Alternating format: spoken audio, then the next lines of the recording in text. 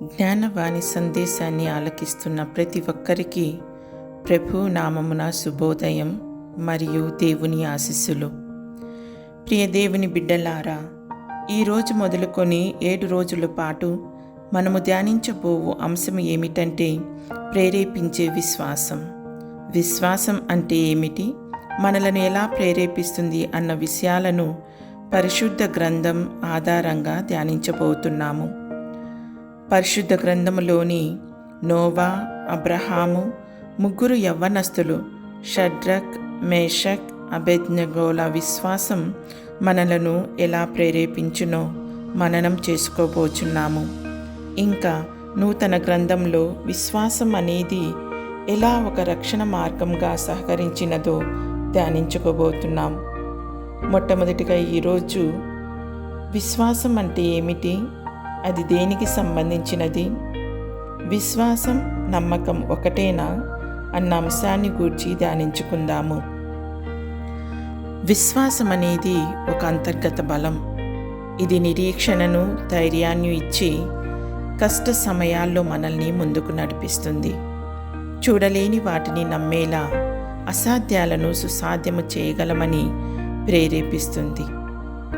విశ్వాసం అంటే ఏమిటి అన్నదానికి హెబ్రీయులకు రాసిన లేఖ 11వ అధ్యాయం 1వ వచనం ఇలా పలుకుచున్నది: విశ్వసించుటయన మనము నిరీక్షించు విషయముల యందు నిస్సందేహముగా ఉండుట, మనము చూడజాలని విషయములను గూర్చి నిశ్చయముగా ఉండుట.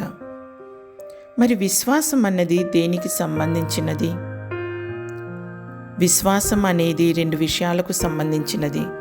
మొదటిది, మనము దేని కొరకైతే ఆశతో ఎదురు చూస్తున్నామో దానిని ఒక దినాన చూస్తాము అనే నమ్మకము. రెండవది, కంటికి కనిపించనిది మనకు ఒక దినాన ప్రత్యక్షమవుతుంది అనే నమ్మకము. మరి నమ్మకం, విశ్వాసం ఒకటేనా? కాదు. నమ్మడం కంటే విశ్వసించడం అనేది లోతైన అనుభవం. నమ్మిక అనేది విశ్వాసంలోనికి నడిపించాలి. మీకు ఒక ఉదాహరణ చెబుతున్నాను. బ్లాండిన్ అనే వ్యక్తి నయాగరా జలపాతం మీద తాడుపై నడుస్తున్న సందర్భం అది. ఆయన నడుచుకుంటూ వస్తుంటే ప్రజలంతా జేజేలు పలికారు. బ్లాండిన్ అంటున్నాడు, నేను తిరిగి అవతలకు వెళ్ళిపోగలనని మీరు నమ్ముతున్నారా? అంతా అవును, మీరు తిరిగి వెళ్ళిపోగలరు అని మేము నమ్ముచున్నాము అన్నారు. బ్లాండిన్ మరలా అంటున్నాడు, నా భుజాల మీద మీలో ఒకరిని ఉంచుకొని వెళ్ళిపోగలను అని మీరు నమ్ముతున్నారా? ప్రజలంతా అవును, మేము నమ్ముచున్నాము.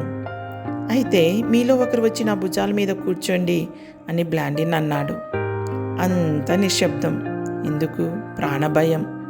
ఎవ్వరూ ముందుకు రావట్లేదు. కారణం, చూచిన దానిని నమ్మగలిగారు. అది వారి జీవితంలో జరుగుతుందని విశ్వసించలేకపోయారు. మన జీవితంలో మనము చేసేది కూడా ఇదే.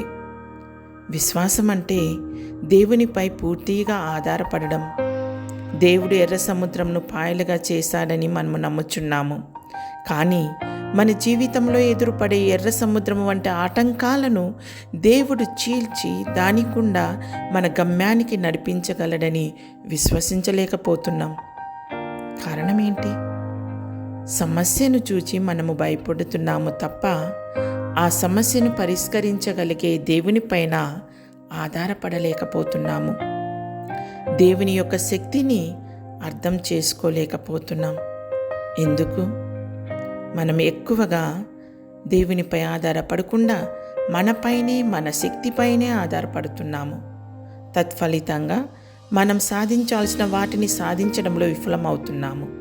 కానీ మన స్థాపకురాలు శ్రీమతి తాడిపత్రి జ్ఞానమ్మ గారు దేవునిపై సంపూర్ణ ఆధారపడటం మరియు పూర్తి నమ్మకం కలిగి ఉండడం వలన ఆమె ప్రారంభించిన ప్రతి ఒక్క విషయంలోనూ విజయమును సాధించారు.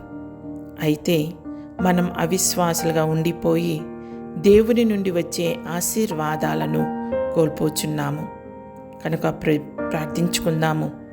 ప్రభు మనలను దీవించి మన విశ్వాసాన్ని పెంపొందించినట్లుగా మరియు మనము కేవలము దేవునిపైనే ఆధారపడగలిగేలా అపోస్తులుడైన పేతురు యేసుతో ప్రార్థించినట్లుగా మనము ప్రార్థిద్దాం.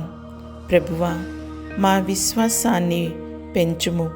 తద్వారా మేము ప్రతి పరిస్థితి యందు మీపైనే ఆధారపడుతూ మీ ఆశీర్వాదాలను అనుభవించే కృపాభాగ్యమును మాకు అనుగ్రహించుము. పిత, పుత్ర, పవిత్రాత్మ నామమున ఆమేన్. దేవుడు మనలను దీవించునుగాక.